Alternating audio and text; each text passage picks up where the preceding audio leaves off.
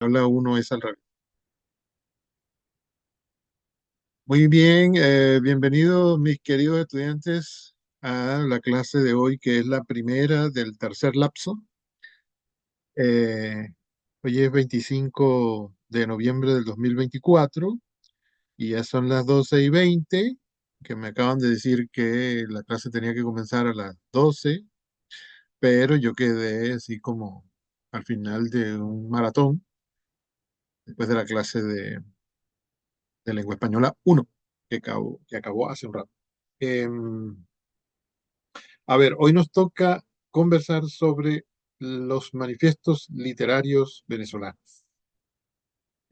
Bueno, también nos toca hablar de los manifiestos literarios, pero específicamente de los venezolanos, porque ya quisiéramos todos, por lo menos los profesores de lengua española 2, poder hablar extensamente de los manifiestos literarios en general y un montón de cosas que a uno se le ocurre podría ser positivo para los estudiantes, pero casi nunca hay tiempo.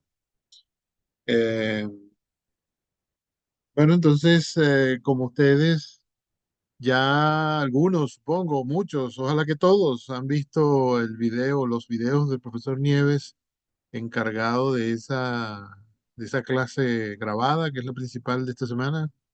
Como ya algunos habrán visto eso, ¿qué me dicen? ¿Qué me comentan? Miren que era en serio cuando les dije por el chat hace una hora o dos que el más despistado de hoy iba a ser yo. Era en serio. Así que iluminen esta sala con su inteligencia. Enséñenme.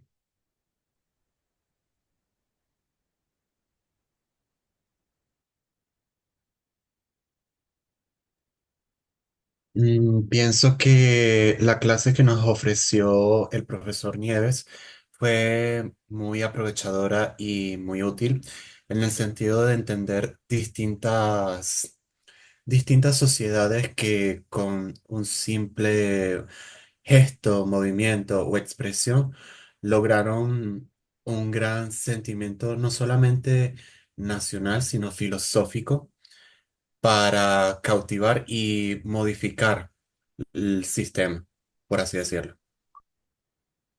Ok, sí, es verdad. Normalmente esos movimientos persiguen eso, ¿no? Y a veces no lo logran, pero no debe haber muchos que no logren nada. Es decir, todos algo habrán logrado. Por lo menos quedan los textos, ¿no? Las cosas que escriben durante el auge del movimiento y cosas que vienen después, porque todo autor crea con su obra una influencia sobre las generaciones siguientes. Y bueno, y la generación que pertenece al movimiento, como esas cosas se hacen normalmente cuando uno es muy joven, esos autores que formaron parte de ese movimiento, de esa generación, siguen trabajando, siguen escribiendo, siguen creciendo, siguen mejorando como autores y luego cada vez van apareciendo eh, obras que los van definiendo mejor. Y eso no se acaba cuando se acaba la vida del autor, eso queda registrado, queda en las bibliotecas y las generaciones siguientes son influidas por ellas. Sí, eso es lo bueno de los textos, que a pesar de que los autores ya no puedan seguir existiendo, su legado o, por así decirlo, su herencia Sí. queda intacta con el paso del tiempo, a pesar de que en algunas ocasiones pueda deteriorarse. Pero no estoy de acuerdo con usted en el sentido de que solamente eso ocurre cuando uno es joven. Considero que la gente que es mayor, o por lo menos mayor de mi edad, influyen muchísimo, no solamente a la sociedad, sino a los jóvenes del día de hoy. Sí, sí, pero generalmente los manifiestos y estas cosas, esos movimientos así como medio radicales, y a veces no son medio radicales, sino que lo son mucho, suelen estar formados, no es siempre, suelen estar formados por autores muy jóvenes. Mm, También, por supuesto, que los hay de autores que tienen más edad y que ya han trabajado un poco o bastante. Eh, pero bueno, luego siguen trabajando. sí, ellos El- poseen más experiencia que los jóvenes e Ujú. influyen en ese sentido. Am, por aquí tengo un mensaje de, ay, Acevedo. Bueno, acerca de los manifiestos literarios como tema, no mucho. Supongo que no he visto mucho, no he leído mucho, no he revisado mucho, pero hubo uno en específico que mencionaron en el video. Ah, no tengo mucho que decir, ¿será? Pero hubo uno en específico que mencionaron en el video sobre la generación del 28, del cual ya había escuchado hablar. Si mal no recuerdo, hay un cuento o novela sobre eso. Un compañero mío me comentó que tenía que leerlo para su segundo parcial de lengua española y me pareció muy interesante. La generación del 28. Estuve pensando, claro, estoy pensando, sí, ya veo la conexión entre eso que estaba pensando y lo que dices, que al principio me pareció que no pertenecía a la corriente del 28, pero es que el autor no pertenece a la corriente del 28. Es más, el autor todavía vive, pero la historia, sí, la historia sí. La historia narrada en ese libro, sí. Debe haberte acordado, y ese amigo tuyo seguramente tiene que leer, porque su profesora es Machuca, seguramente tiene que leer Falque. Es una novela histórica de Federico Vega, un autor que aún vive, ¿no? Tiene como 70 años. Y en Falque, y que yo no he leído, se cuenta la historia de eh, un levantamiento político en contra del gobierno de Juan Vicente Gómez. Falque es el nombre del barco en el cual los revolucionarios llegaron a Venezuela en otros tiempos se hubiera podido decir a invadir, eh, pero en este caso quizás no haya que decir invadir porque ellos estaban llegando a su propio país, pero venían con intenciones de derrocar el gobierno, la dictadura de Juan Vicente Gómez, que en 1928 ya esa dictadura tenía 20 años, o incluso podríamos decir que tenía 28, porque esa dictadura empezó en realidad en 1898, 30 años en realidad. En 1898, cuando Cipriano Castro, me parece que Nieves menciona ese otro levantamiento anterior a este, eh, que la dictadura gomecista, llamémosla así, comenzó en 1898 en realidad, cuando Cipriano Castro conquistó a Juan Vicente Gómez, su compadre, que era verdaderamente su compadre, uno de los dos era padrino de un hijo del otro o eran mutuamente compadres, ese detalle no lo recuerdo bien. Eh, lo conquistó y dijo, le convenció a Gómez de acompañarlo en esa aventura para ir a Caracas a tomar el gobierno anterior. Ellos vivían en el Táchira y se fueron para Caracas a caballo. Bueno, era la mejor forma de ir en aquel momento, ¿no? Porque los automóviles y los trenes, pues no eran muy frecuentes. Y los automóviles no eran muy frecuentes, sobre todo porque casi no había carreteras. Las carreteras que hubo hasta hace, digamos, 30 o 40 años eran las que más tarde construyó Gómez. Bueno, en realidad las construyeron los presos políticos, ¿no? Los presos políticos del gobierno de Gómez. Entonces, Castro fue e invitó a Gómez a ir a Caracas a tumbar. el gobierno de los centranos, que así era como llamaban a la gente de Caracas y de los estados del centro de Venezuela. Los llamaban así, ya hace mucho tiempo que ya no se dice así, centranos. O bueno, no sé si en los Andes venezolanos todavía se refieren a la gente del centro de Venezuela como centranos. Le dijo, mire, compadre, vamos a tomar gobierno. Se fueron a caballo y fueron reuniendo gente por el camino, pero al final fueron nada más 60 hombres que reunieron. En total eran 60 hombres, contando a Gómez y a Castro. Y llegaron a Caracas, ellos 60, después de haber derrotado a parte de los que se enfrentaron a ellos defendiendo al gobierno, y cuando llegaron a Caracas ya tenían el camino libre, ya el gobierno había caído, ya el gobierno había huido y ellos se hicieron con el poder. Estos 60 hombres que llegaron a Caracas en 1898, según dice Francisco Herrera Luque, que era psiquiatra, historiador y escritor, esos 60 hombres que venían de los Andes se quedaron en el poder 60 años.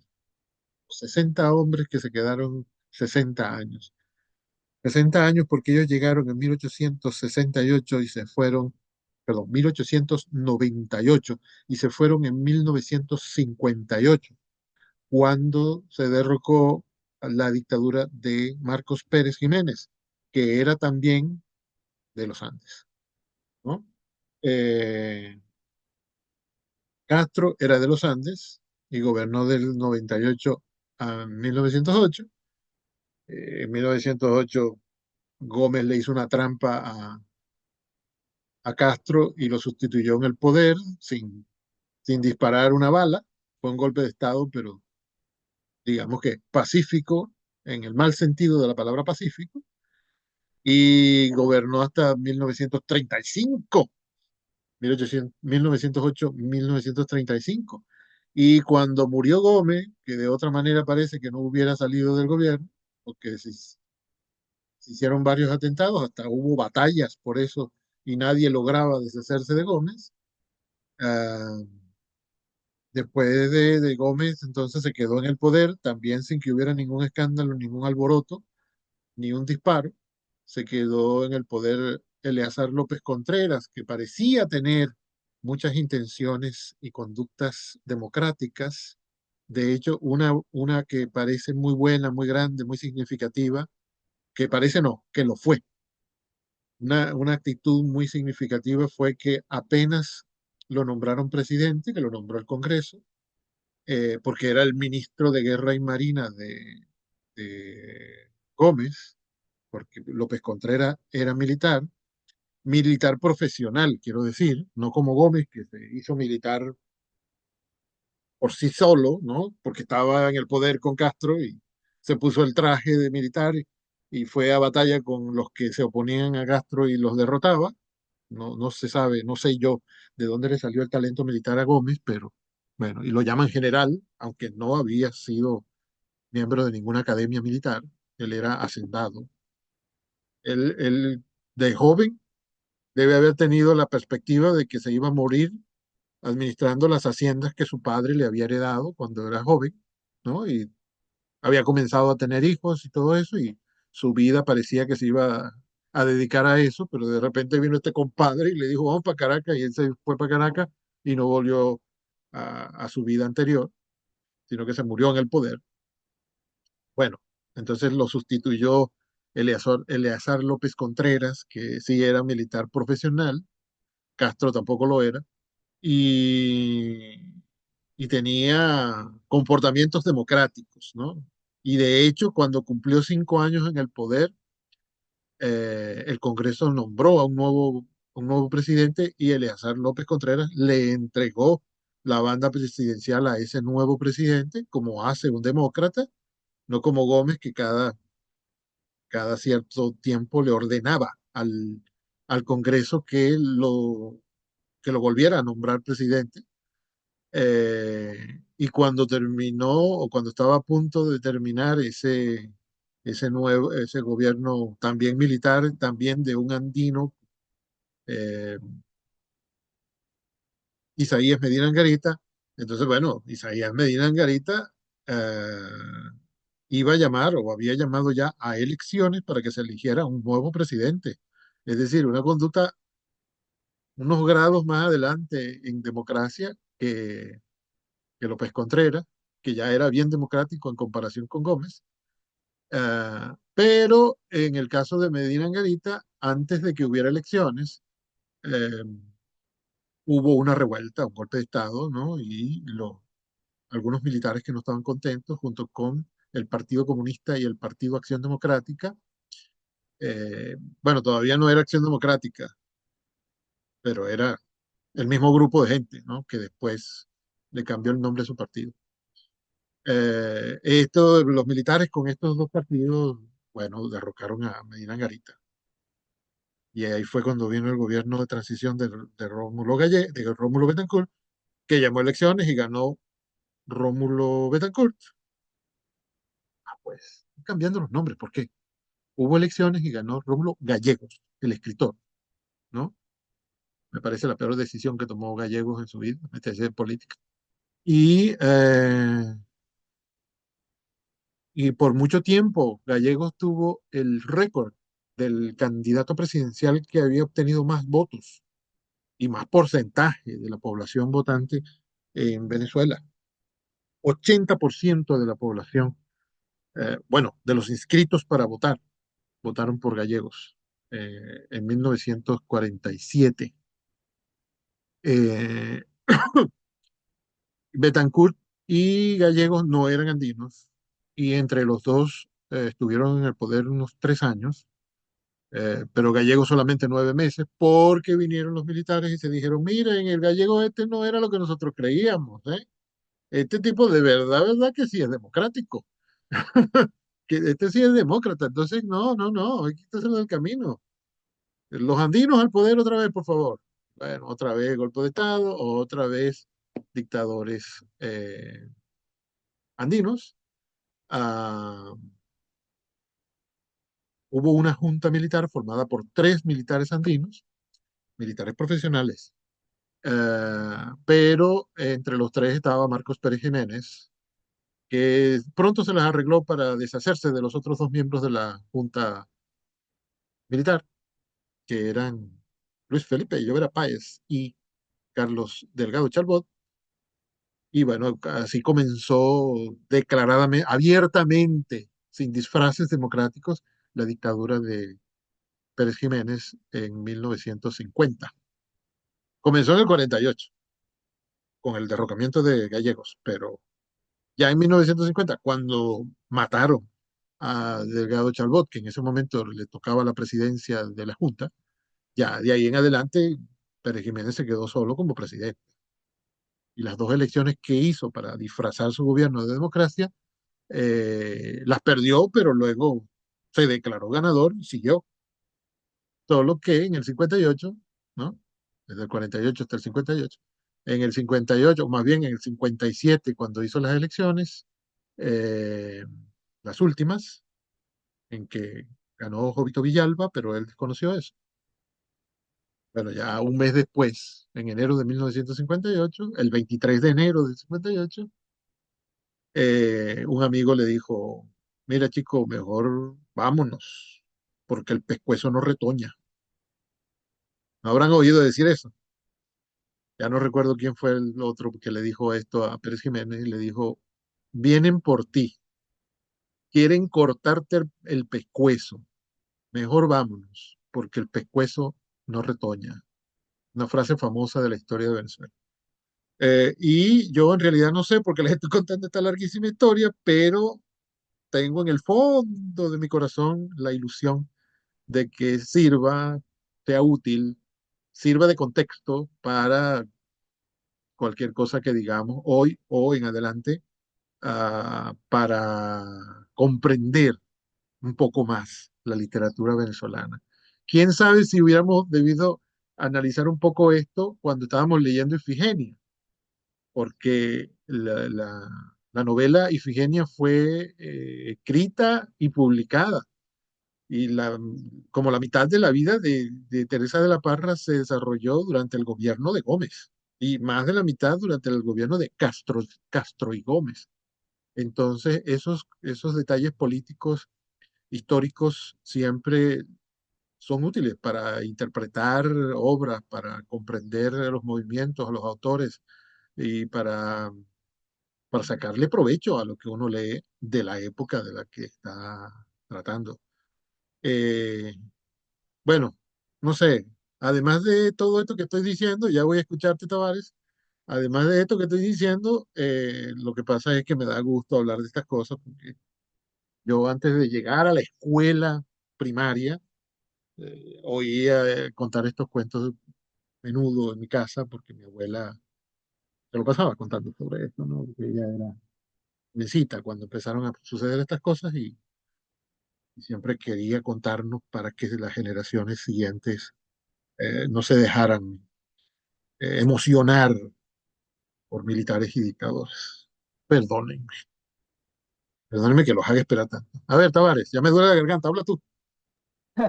No, no, no, era sobre lo de los manifiestos, que a mí lo que me parece interesante de los videos es, digamos, lo maravilloso que útiles son para entender cómo era primero las visiones de esos grupos que trataron de manifestar cómo ellos veían el mundo y los contextos políticos de cada época, ya sea Marcos Pérez Jiménez, Juan Juan Vicente Vicente Gómez, Gómez. Juan Vicente Ajá. Gómez, etcétera, como cada uno como que de alguna manera oprimía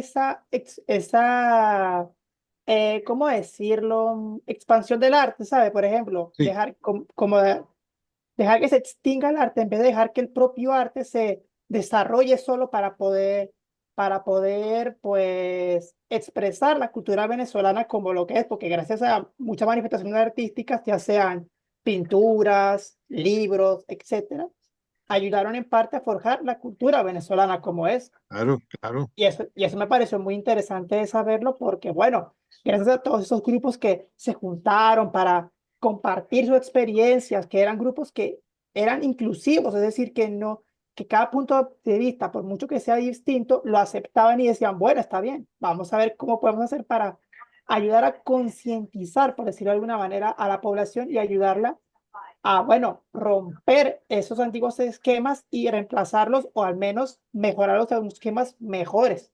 O por lo menos fue la impresión que me dieron a mí los videos. Sí, señor, yo creo que lo comprendiste muy bien. Eh, Mientras decías eso último, me acordaba de Rómulo Gallego, cuya gran visión en toda su vida, y con razón era maestro de escuela, eso fue para lo que estudió Gallegos, ¿no? Para lo que estudió formalmente, que Gallegos se lo pasó la vida estudiando, leyendo, ¿no? Y escribiendo. Gallegos, cuya visión primordial en la vida era la educación, y sobre todo la educación del pueblo, de los más necesitados de educación, la ejerció incluso cuando ya no se estaba dedicando al arte de la literatura, sino a la política.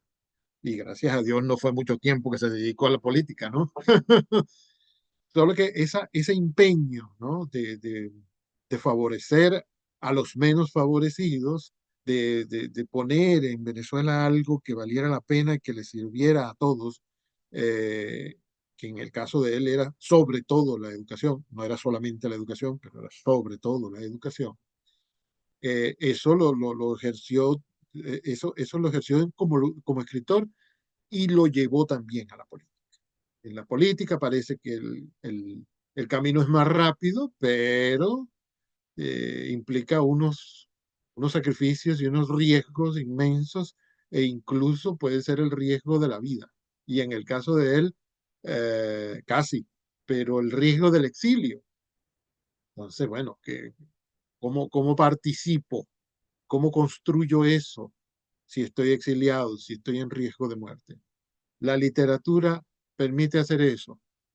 Se toma siglos más, pero bueno, ese es el aporte.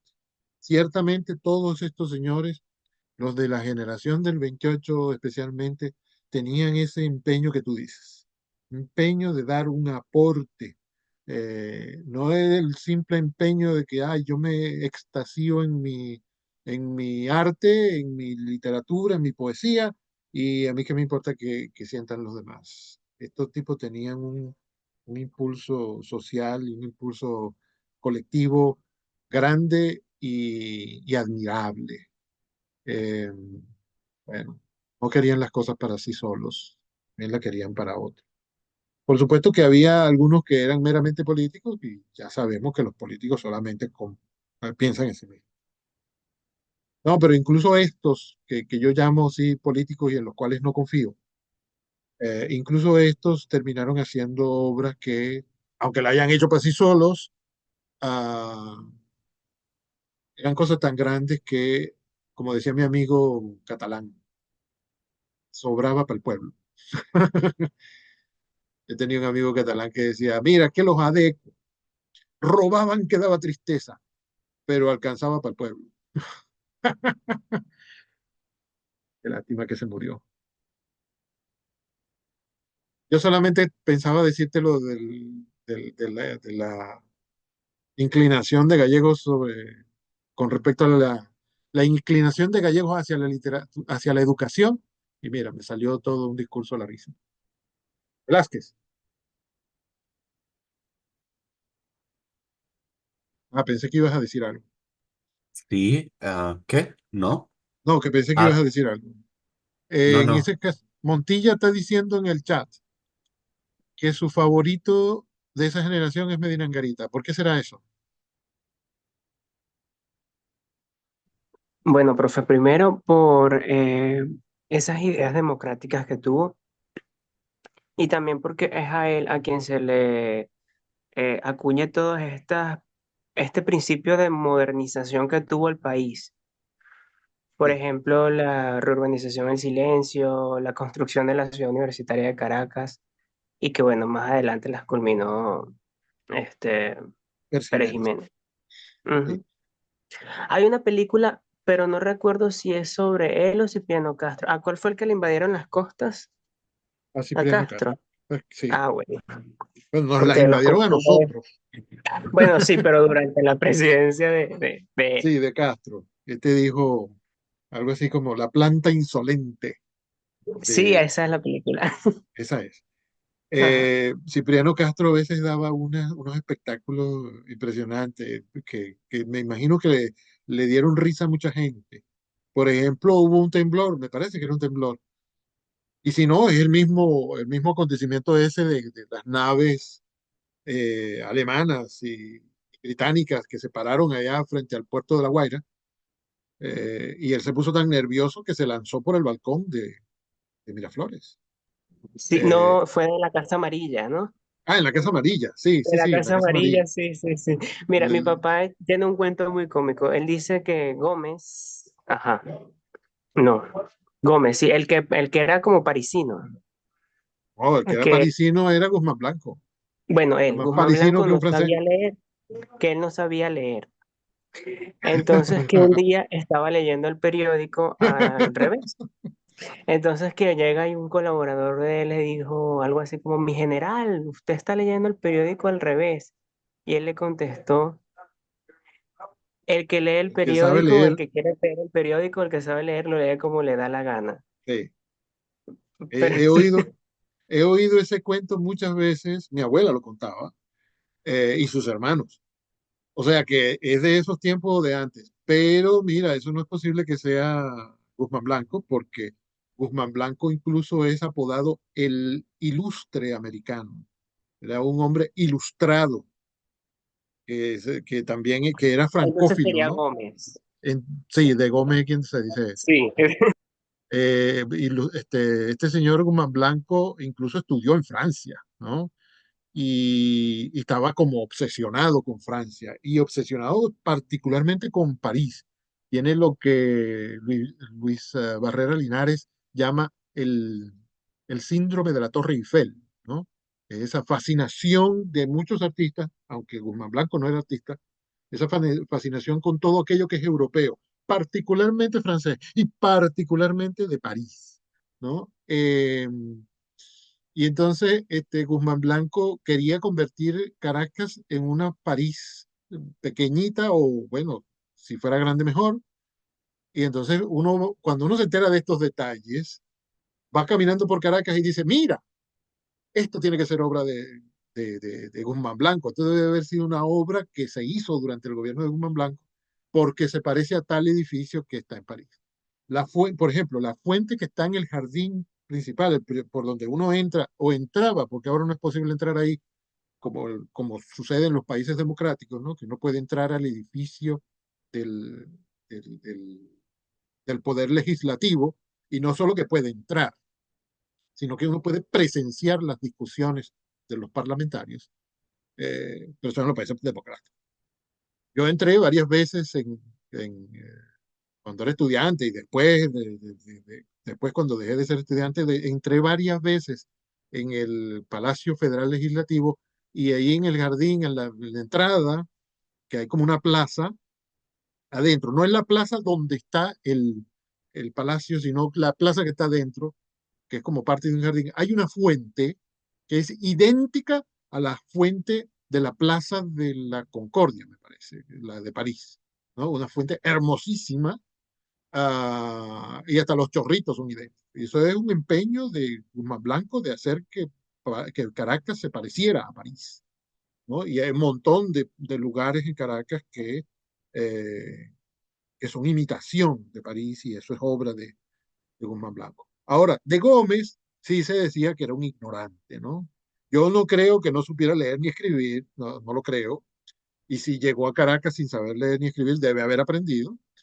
Eh, bueno, yo no lo creo, pero es sobre él sobre quien se cuenta ese cuento. Y si sabía leer y escribir, ese cuento sigue teniendo sentido porque en realidad es como un gesto de barbarie, digamos, de ignorancia, de poca sensibilidad histórica, social, política, convertirse en dictador, ¿no? ¿Cómo puede ser que una persona piense que está bien que sea solamente él que tiene todo el poder, que todos los demás tienen que hacer todo lo que él diga?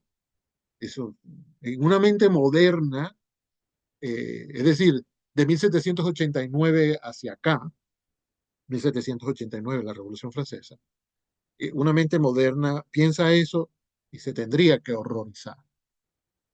Gómez tenía ese pensamiento, no lo quiero llamar anticuado, porque en realidad lo importante es que va contra los derechos de los demás. Entonces, esa anécdota, haya sucedido o no, representa pues, esa actitud eh, injusta, dictatorial de Gómez, de su actitud de querer ser el centro de atención de todo y que tenga todo el poder, y se hacen las cosas como a mí me da la gana. Hasta el periódico lo leo como me da la gana, porque a mí me Eh, parece indudable que supiera leer. No, yo no tengo ninguna duda sobre eso. Él era oligarca. Bueno, no mucho, aunque tenía tierras. Antes de ser político, antes de irse a Caracas, él tenía tierras y vivía de su trabajo con sus haciendas. No sé si era una sola o más, pero él había heredado de su familia tierras y las trabajaba. Pero oligarca no debía ser porque, bueno, así como muy millonario no era, ¿no? Digamos que era un pequeño productor. Una vez llegado al poder, sí, se hizo rico, llegó a ser el hombre más rico de Venezuela. Y era tan rico y tenía tanto poder que ni siquiera necesitaba estar en Caracas para gobernar. Hubo un día en que él se mudó para Maracay y gobernaría, supongo yo, que por teléfono y por telegrama. Imagínense lo difícil que parece que es gobernar en estos tiempos con lo que llaman el telegobierno, el gobierno electrónico, que hay presidentes que quieren gobernar por WhatsApp, ¿no? Dar órdenes por WhatsApp a su equipo, a sus ministros, etcétera. Imagínense lo difícil que tiene que haber sido eso en la década del 10, del 20 y del 30 del siglo XX. Pues Gómez lo hacía, porque todo el mundo le tenía miedo, no había manera de detener a Gómez en nada. Y además a nadie se le ocurría que se iba a poner a detener. Sí, bueno, sí había gente que se le oponía. Eh, pero Gómez lo tenía controlado todo de tal manera que nadie que emprendiera un alzamiento tenía ninguna esperanza de tener éxito ni en el primer paso.